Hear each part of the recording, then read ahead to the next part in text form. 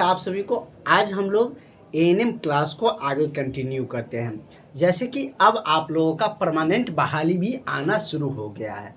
हमने आपको इवनिंग में बताए थे कि कितने पोस्ट पर परमानेंट बहाली दिया गया है, किस विभाग के तरफ से दिया गया है, वो भी हमने बताया। पूरी डिटेल्स में हमने आपको बताया है और क्लास के लास्ट में भी हम आपको पूरी डिटेल्स में और समझा देंगे। और जो क्लास में जुड़े हुए हैं क्लास के ग्रुप में, उसको ऑफिशियली जो नोटिफिकेशन वो भी हमने ग्रुप में भेज दिया। उसमें सारा चीज़ लिखा हुआ है। 19 से फॉर्म अप्लाई हो चुका है, मतलब कि स्टार्ट हो चुका है। 19 सितंबर से ही आवेदन करना जो भी स्टूडेंट इच्छुक है वो करना शुरू कर दिए हैं।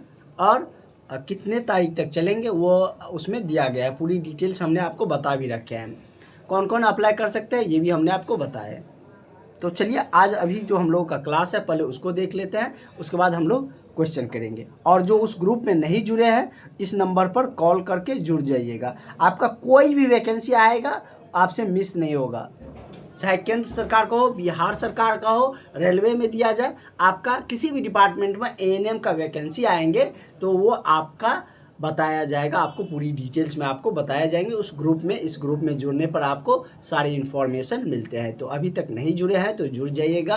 क्लास नोट्स तो मिलते हैं, 2 टाइम क्लासेज अभी हो रहे हैं, नोट्स भी मिलेंगे। उसके बाद आपको जो भी इन्फॉर्मेशन आते हैं वो भी मिलते हैं। फिलहाल हम लोग 5006 पोस्टों के लिए पढ़ रहे हैं और बीटीएससी देने वाले हैं। तो ये तो कवर सिलेबस तो एएनएम का दो सबके लिए सेम रहता है, सिर्फ इसमें नॉन टेक्निकल ऐड है तो वो हम मॉर्निंग के क्लास में करवा देते हैं। चलिए क्वेश्चन क्या है, बहुत ही शानदार टॉपिक है, primary health care. Easy topic है, क्वेश्चन भी इजी आते हैं, इसलिए आपको इस टॉपिक के बहुत ही ध्यान से समझना है और एक बार क्लास में पूरा आपका चीज़ें क्लियर हो जाना चाहिए, जिससे कि आपको कोई भी डाउट्स न रहे। क्योंकि आसान है, इसको एक ही बार में आपको क्लियर कर लेना है। ये आपको पीडीएफ मिला हुआ है, जो भी क्लास में जुड़े हैं वहाँ से आपको रिवाइज करना है। क्वेश्चन क्या कर रहा है कि श्वसन प्रक्रिया के दौरान क्या होता है। श्वसन प्रक्रिया जिसको हम क्या कहते हैं, रेस्पिरेशन कह सकते हैं। रेस्पिरेशन जो सांस लेते हैं ना हम लोग, तो उसी को ना श्वसन प्रक्रिया कहते हैं। तो सांस क्या चीज़ से लेते हैं आप लोग, तो हम सब क्या चीज़ से सांस लेते हैं, तो आप कह सकते हैं कि सांस लेने के बहुत सारे मार्ग हैं। ये नहीं कि हम कह सकते हैं कि सिर्फ हम नाक से लेते हैं। कान लिखाने लगा, सिर्फ हम नाक नहीं कह सकते हैं, उसमें बहुत सारे भाग हैं। जैसे क्या, कभी आपने अभी देखे होंगे कि आपका नाक कभी सर्दी के कारण फंसने लगता है, पूरी तरीके से सांस नहीं ले पाते हैं, तो आप मुंह का भी उपयोग कर लेते हैं। तो उसमें बहुत सारे मार्ग भाग लेते हैं, उसके बारे में भी हम डिटेल्स में चर्चा करेंगे। नसा छिद्र होता है, नसिका कपाट होता है, ग्रसनी होता है, स्वरतंत्र होता है, श्वास नली होता है। ये सब क्या है, तो नसा का श्वसन मार्ग है। नसिका जो कपाट सब है ये सब क्या है, श्वसन मार्ग है। तो हमारे क्वेश्चन है कि श्वसन प्रक्रिया के दौरान क्या होता है, उपचयन होता है, अपचयन होता है या दोनों होता है, ये आपसे पूछा जा रहा है। तो जैसे कि श्वसन, हम अगर सांस को अंदर लेते हैं तो क्या क्या लेते हैं, ऑक्सीजन को लेते हैं अंदर। उसके बाद कितना लेते हैं, ऑक्सीजन ज़्यादा मात्रा में लेते हैं, कितना, तो हम लोग 21% क्या लेते हैं, ऑक्सीजन लेते हैं। और ये डिटेल्स में आपको पता होना चाहिए। कार्बन डाइऑक्साइड कितना लेते हैं, तो कार्बन डाइऑक्साइड हम लोग 0.03% लेते हैं। नाइट्रोजन कितना लेते हैं, N2 नाइट्रोजन कितना लेते हैं, तो ये 78% लेते हैं। ये आपको पता चल गया। ये हम लोग श्वसन प्रक्रिया में मतलब ऑक्सीजन 21, हम पढ़ाते आपको याद दिला देंगे, पूरा याद हो जाएगा, रटने की ज़रूरत नहीं है। CO2 0.03%, nitrogen 78%। तो श्वसन की जो प्रक्रिया होती है, जो सांस लेते हैं, उसको हम लोग क्या कहते हैं, अपचयन कहते हैं। क्या कहते हैं, अपचयन कहते हैं। जब सांस अंदर लेते हैं श्वसन की प्रक्रिया के दौरान क्या होता है, तो अपचयन होता है। नेक्स्ट क्वेश्चन की तरफ बढ़ते हैं। हमारा अगला क्वेश्चन क्या है, कह रहा है, हम आपको वो फिगर भी दिखा देते हैं। इस क्वेश्चन के बाद हम आपको वो फिगर दिखा देते हैं किस तरीके से श्वसन की प्रक्रिया होते हैं, कौन कौन से पार्ट हमारे बॉडी का श्वसन की प्रक्रिया में भाग लेते हैं।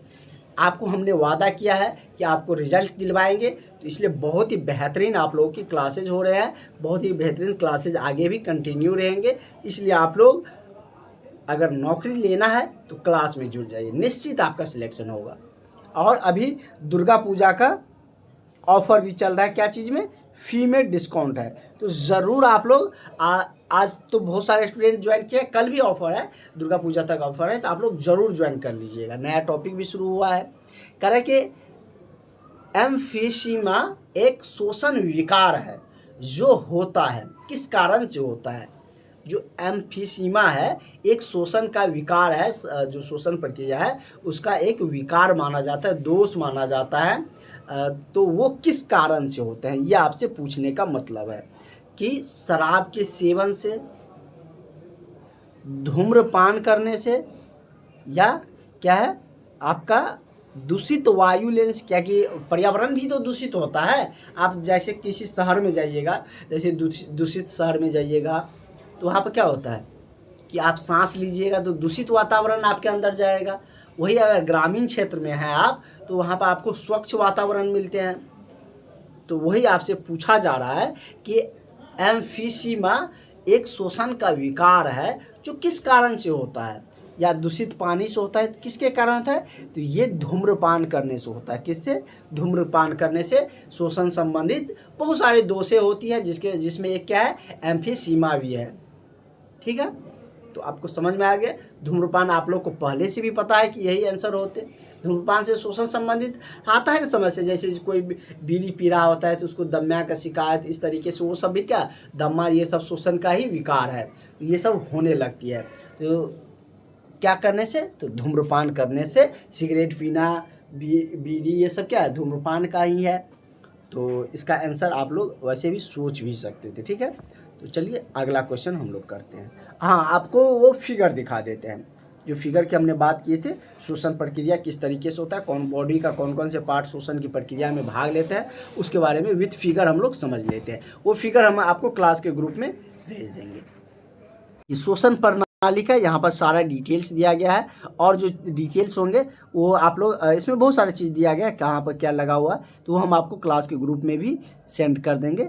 जैसे क्या है, शोषण प्रणाली में मतलब क्या क्या है, नाक का गुहा, उसके बाद नथुनी जो कहते हैं, ये कंठनली है जो कि इस मार्ग से जाते हैं, मुंह का गुहा, तो ग्रसनी है, ये सब क्या है, तो ग्रसनी सब क्या है, शोषण का ही क्या है, शोषण मार्ग का एक भाग है ये सब।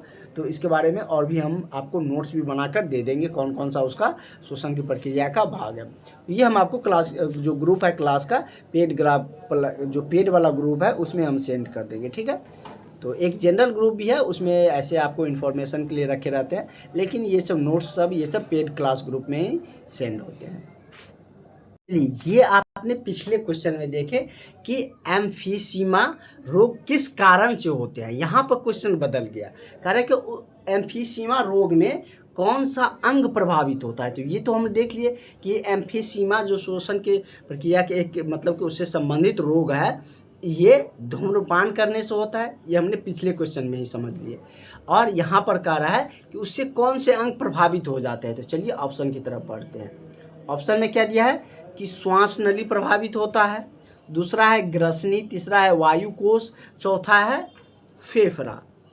तो कौन सा अंग प्रभावित होता है, तो इससे वायुकोश प्रभावित हो जाता है। क्या हो जाता है, वायुकोश इससे क्या होते हैं, प्रभावित होते हैं।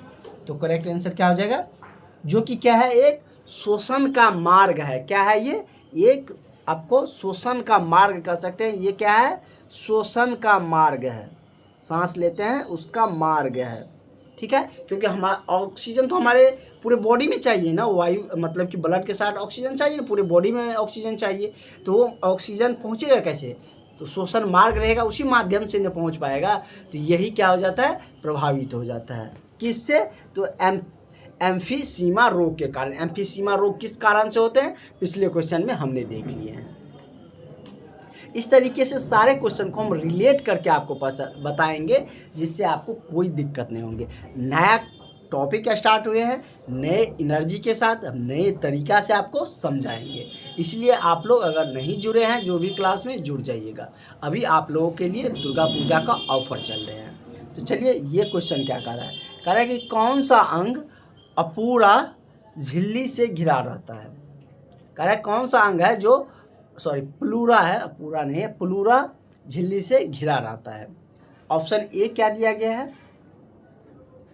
वायुकोश, ये क्या है, श्वसनिका, फेफड़ा, श्वास नली। तो कौन सा अंग ऐसा है जो प्लूरा नामक झिल्ली से घिरा रहता है? तो कौन सा अंग है? तो फेफड़ा। फेफड़ा क्या चीज़ से घिरा रहता है? तो फ्लोरा नामक झिल्ली से घिरा रहता है। तो करेक्ट आंसर आपका ऑप्शन नंबर क्या हो जाएगा? सी आपका सही आंसर हो जाएगा। आगे बढ़ते हैं, नेक्स्ट क्वेश्चन करते हैं। ये क्वेश्चन अगर आप बता सकते हैं तो आंसर करिएगा, जबकि हमने आपको स्टार्टिंग में ही इसके बारे में डिटेल में बता दिए हैं। तो सभी स्टूडेंट इसका आंसर करिएगा, क्योंकि हमने स्टार्टिंग में बता दिए थे इसको, इस क्वेश्चन का थोड़ा सा डिटेल्स, थोड़ा सा झलक हमने बताए थे वहाँ पे। कहा क्या रहा है क्वेश्चन कि शोषण से संबंधित सही कथन कौन सा है? जब आप सांस लेते हैं, शोषण मतलब क्या? सांस लेना। निःशोषण मतलब क्या?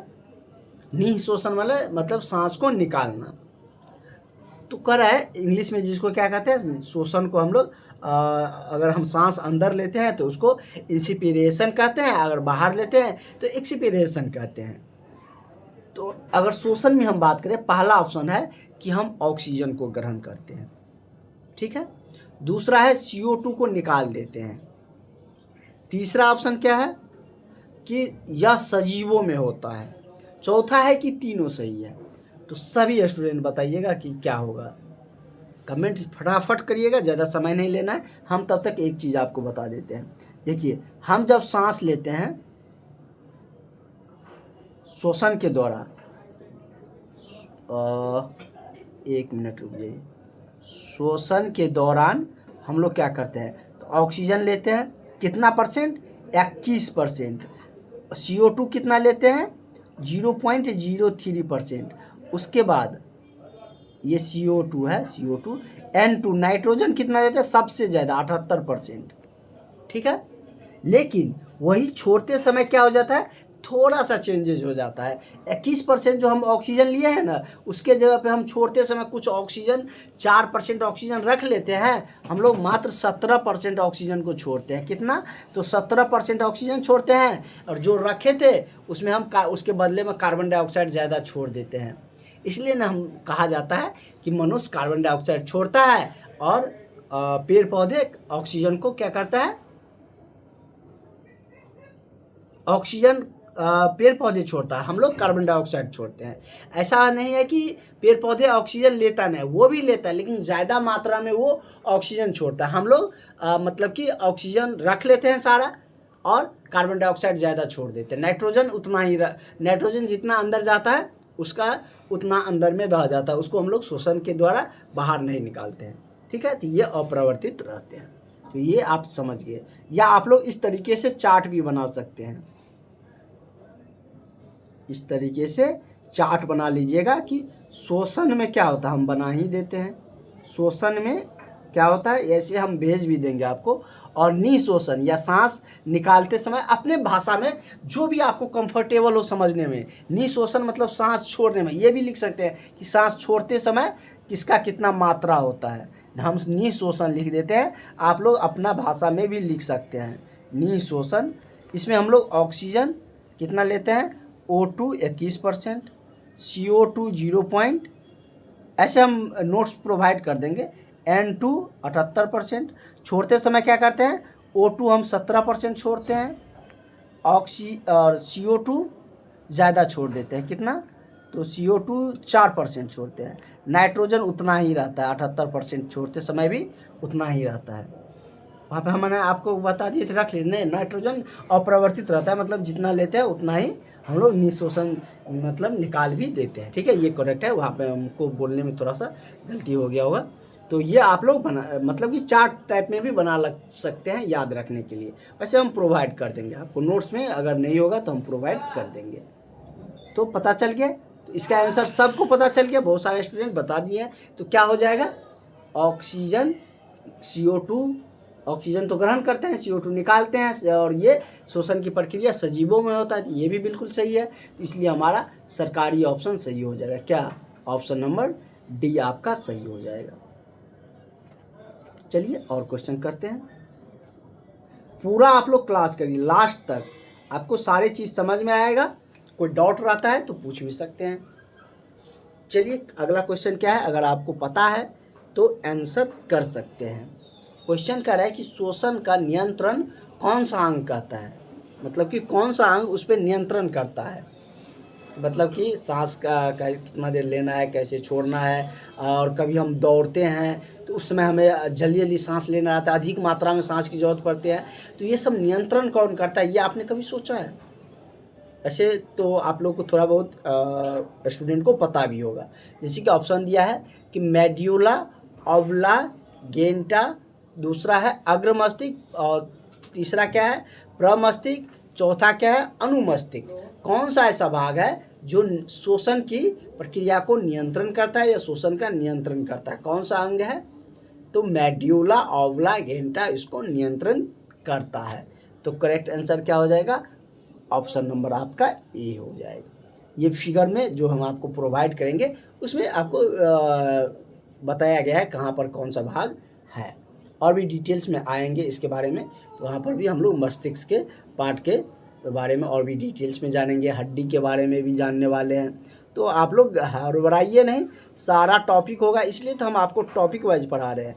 जो भी सब्जेक्ट पढ़ाते हैं टॉपिक वाइज क्लासेज आपका चल रहा है, चाहे वो एएनएम का टॉपिक हो या आपका नॉन टेक्निकल में जो कि मैथ, रीजनिंग, जीके, जीएस का हो, सबका टॉपिक वाइज चलता है। कल आप लोगों का अगर जीके का क्लासेज होंगे तो बहुत इम्पोर्टेंट टॉपिक होंगे। क्या होगा? तो आपका हम भारतीय क्रांति, जो क्रांति हुआ था ना देश के स्वतंत्रता के लिए, उसके बारे में करेंगे। तो आप लोग कल के क्लास से पहले ज़रूर ज्वाइन हो जाइएगा जिन्होंने नहीं ज्वाइन किया है।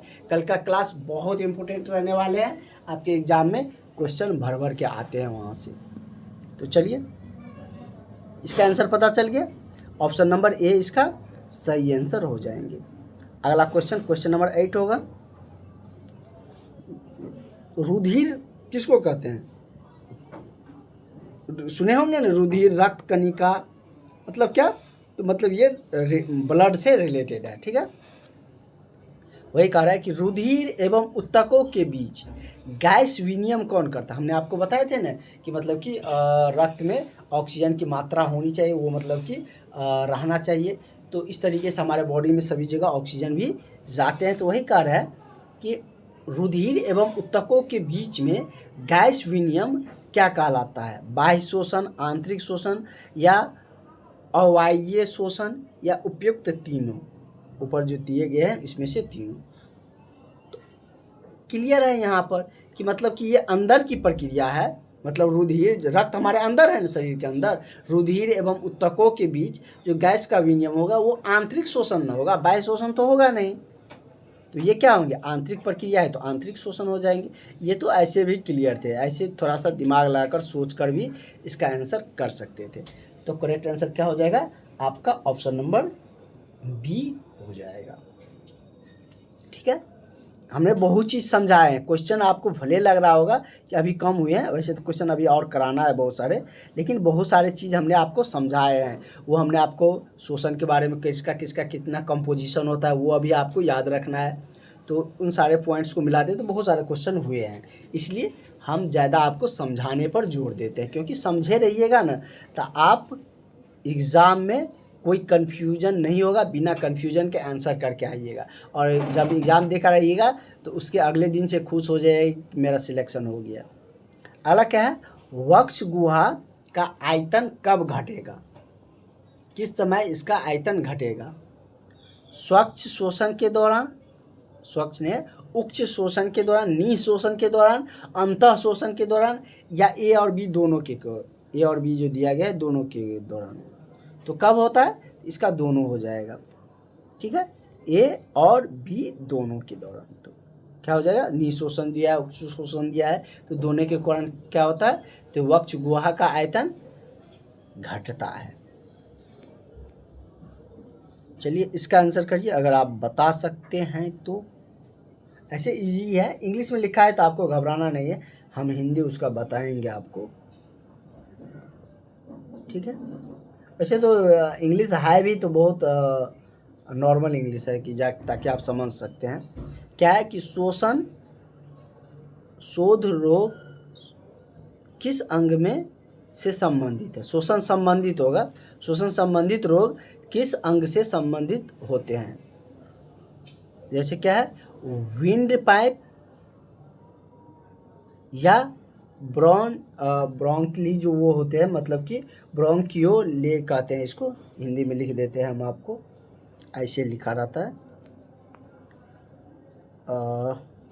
ब्रोंकियोलेस। ये हम आपको फिगर से एक बार समझाएंगे, इसकी के कारण आप लोग देखते होंगे। जैसे क्या है कि मतलब कि श्वसन मार्ग है ना, उससे ऐसे निकला रहता है, जैसे कि ये श्वसन मार्ग हो गया, इसके तरीके से इस तरीके से ब्रांच वाइज निकला रहता है इस तरीके से, और यहाँ पर ऐसे गोला गोला बना रहता है, ऐसे यहाँ पर गोला गोला बना रहता है। तो ये जो आपका ये जो है, ये ब्रांच टाइप का जो निकला गया है, इसी को कहते हैं ब्रोंकियोलेस। ठीक है, तो ये समझिए। और ये जो गोला गोला है बना रहा था, इसको क्या कहते हैं?